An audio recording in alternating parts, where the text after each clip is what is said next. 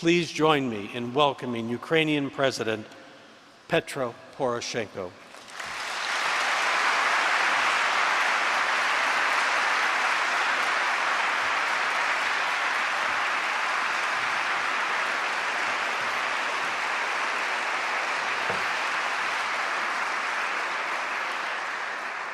When I have a presidential campaign, I was asked, no, it was immediately after presidential election, yeah.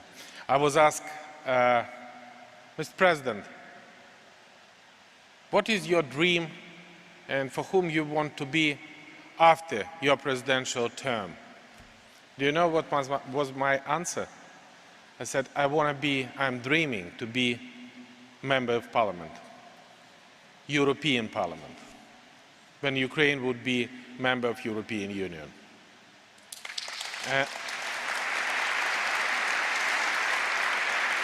No matter if European nations are ready to accept Ukraine or not,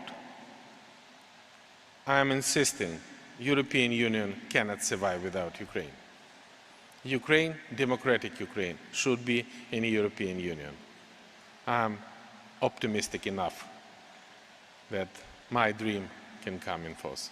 Thank you. Thank you. Thank you. And I have no doubt that sooner or later, I prefer sooner, we will have a success. I am absolutely sure that we return Ukrainian sovereignty on the east of my country in quite a short period of time, but Crimea also would be Ukrainian in the very near future. Thank you. Thank you. And said that within 3 months I need the new police. Do you know who was the instructor for the new police? American policemen. We invite hundreds of the best American cops to train our most ambitious young boys and girls. Preferably that they don't have an experience previous to serving the old police. Within the 4 months, we're finishing the courses. And 2 months ago, that's appeared on the streets of Kiev. 6 weeks ago, that's appeared in the Odessa, Lviv, Kharkiv, Dnipropetrovsk.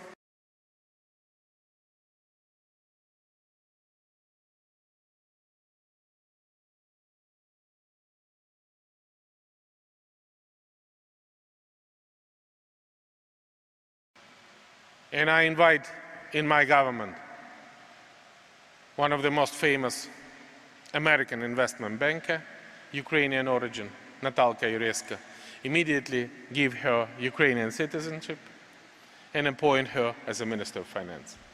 Within 5 months, we provide absolutely new program for the cooperation with the International Monetary Fund. Can you imagine that in February we have $5 billion of the golden currency reserve for the 45 million country. We are in a deep crisis and have $5 billion golden currency reserve. And after 7 months, we already have above 13. And that's what we do with the country in a state of war. You cannot find any example in the world that country in a state of war who should finance the military expenditure, finance your army, finance your defense. And we're spending 5% of our GDP, which we've never done before. Previous government killing our army.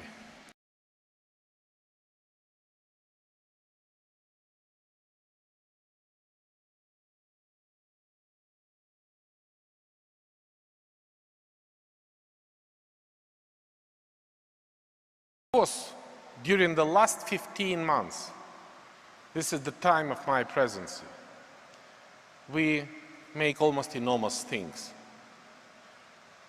When I become a president, Ukraine don't have an army at all.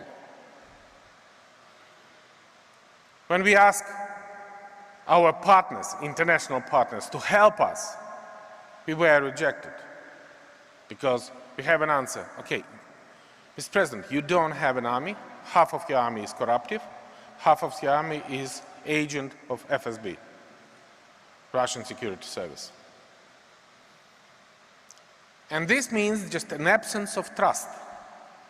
Nobody trusts Ukraine. Just 15 months ago.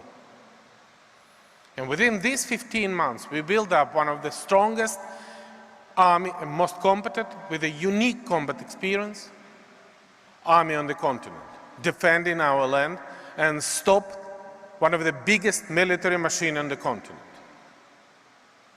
Defending our own land, being a patriotic, supplied with the all necessary equipment, and do almost enormous things.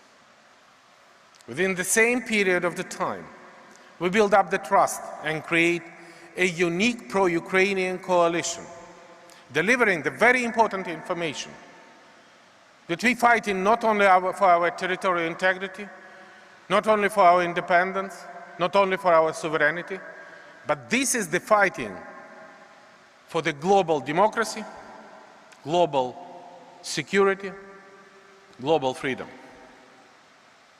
And within the first few months, we completely changed the situation. And the same way, like I will remember the whole life, my today's speech on the General Assembly, the same way I will remember the events which take place in Washington on the 18th of September last year, when I have an address to the United States Congress and Senate. Believe me, this is a unique feeling when you have such a strong bipartisan support of United States Congress, which representing the people of the United States, which was demonstrated to me as a representative of the Ukrainian people. That is a unique feeling that we are united. And that is the best evidence. Nobody can break Ukrainian when they have such overwhelming support through the world. And we very much valued this trust. And that helped us a lot. And when anybody asks me what we need now as Ukrainians, I think we need just two things. Point number one, we need a transatlantic unity. And second, solidarity with Ukraine. Of course, we need a political, advisory, military technical, and financial support. But stopping the enemy in Ukraine, we also launch a very ambitious reform program. I make a statement that the war is not the reason not to reform my country. And we do.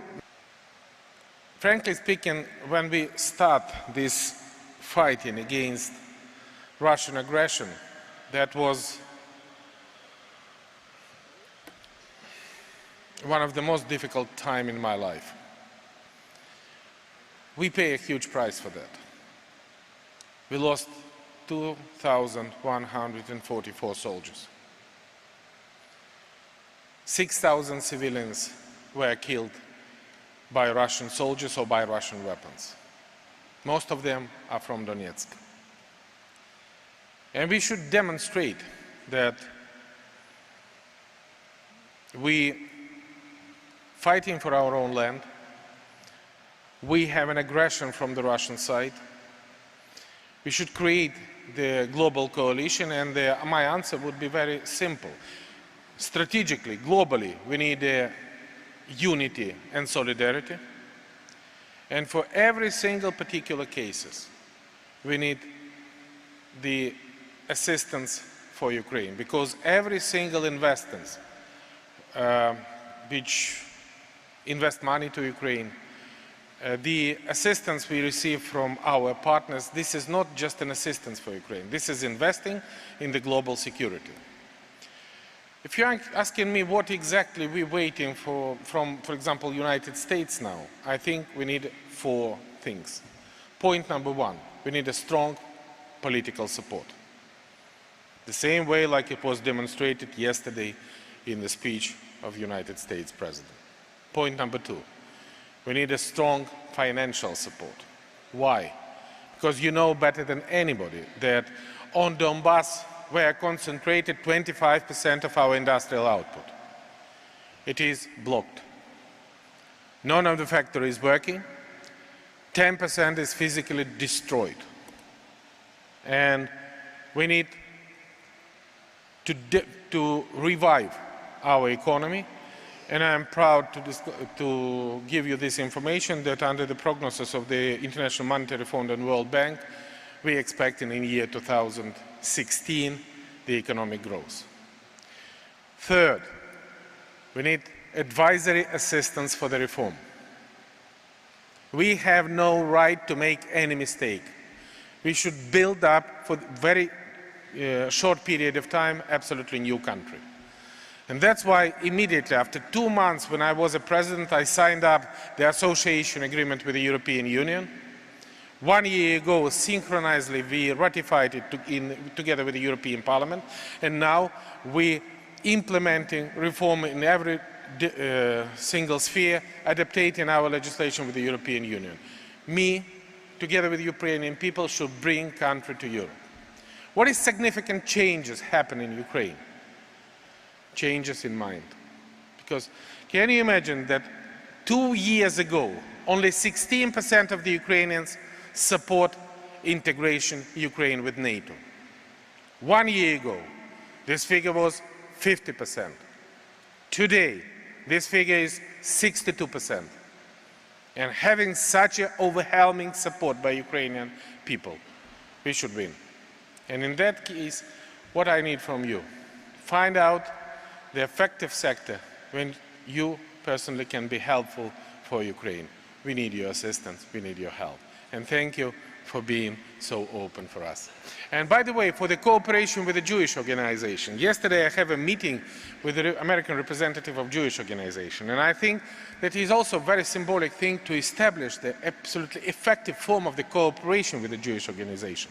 Yesterday, it was the 71st anniversary of the Babi Yar, 28th of September. And we agreed on that on the 75th anniversary, we'll build up together with them, with my personal participation, absolutely new museum of the Babi Yar, which would be symbol of the tolerance of the new Ukrainian state.